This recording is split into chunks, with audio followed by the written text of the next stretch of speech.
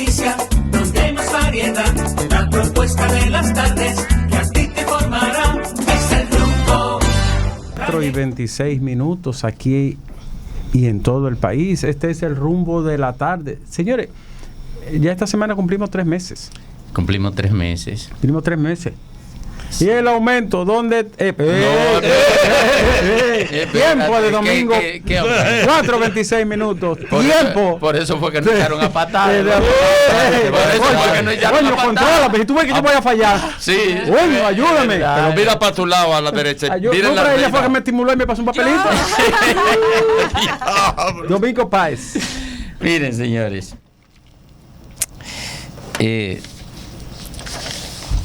Cuando Leonel Fernández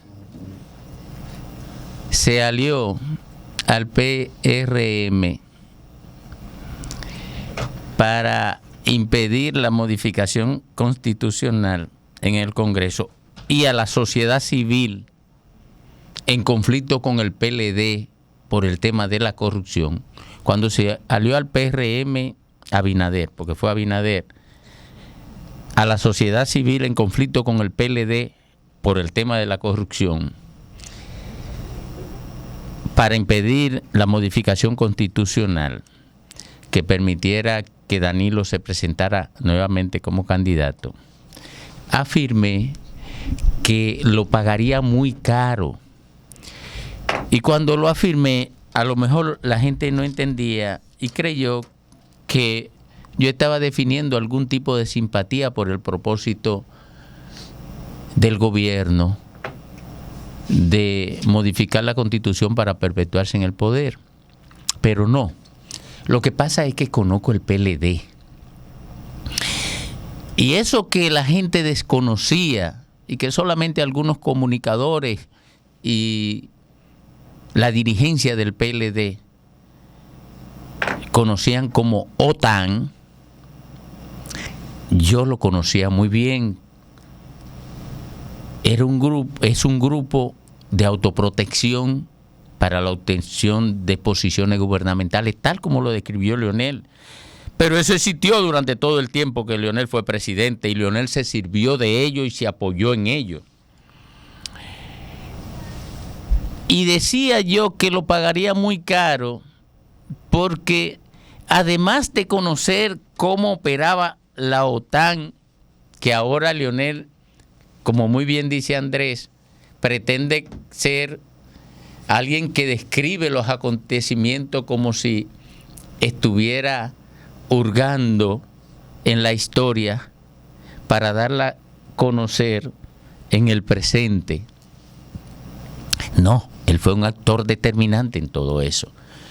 Por eso también, después del proceso electoral, yo reivindicaba aquí que a Leonel no podían excluirlo de las responsabilidades de ese entramado de corrupción interna del PLD y de corrupción electoral, que no podían convertirlos en víctimas, porque convertirlos en víctimas era ungirlo, era limpiarlo, era convertirlo en alguien ajeno al muladar. Lo que pasa es que construyeron un Frankenstein y ahora el monstruo quiere devorarlo a todos.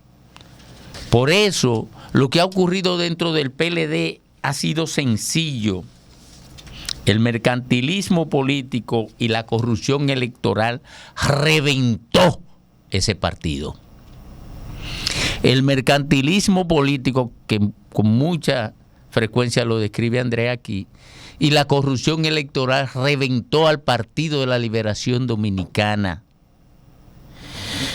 Y fue el estallido tan contundente que reventó al propio presidente de la organización y con él a un grupo de dirigentes que se consideraban por encima de la sociedad y en capacidad de ser rodeado de toda impunidad en su accionar, no importa lo dañosa que fueran las consecuencias de este accionar. Al país y al propio PLD estoy absolutamente convencido que le conviene esta crisis.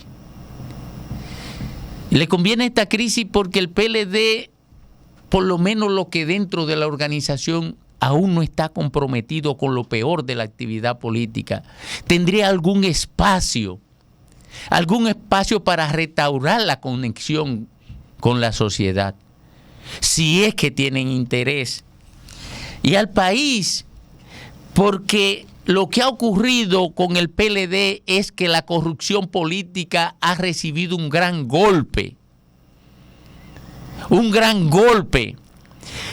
y que reduce el peso que tenía en la sociedad la corrupción política a partir de la reducción de la dimensión de un partido hegemónico que había definido un matrimonio con el poder a partir de las acciones más impúdicas concebibles en el ámbito político, con excepción de la persecución político personal o con excepción del asesinato político, que ciertamente aquí no se generalizó en el PLD, aunque hubieran acciones de muerte derivadas más bien de la corrupción administrativa que de la persecución de las ideas.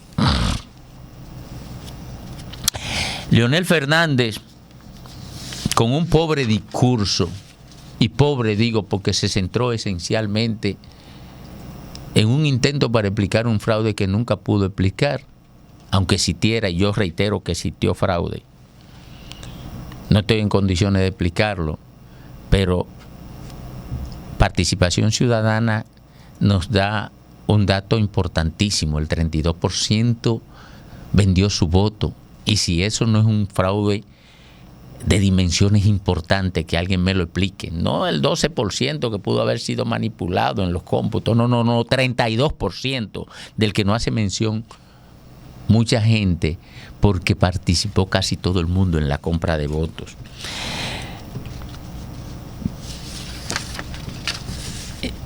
Ese fue un discurso básicamente de descalificación de egos, proyectándose el propio Leonel como alguien con una vocación a alimentar su ego inevitable e irreductible, igual que como calificaba a su contendor, a Danilo Medina.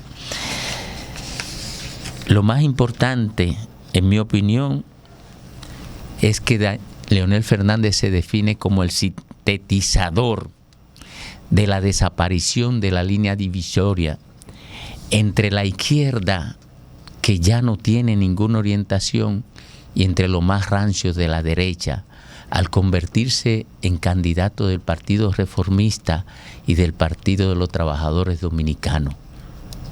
Un balaguerista vinchista abrazado a la izquierda más radical conocida por el país. Donde surge la noticia.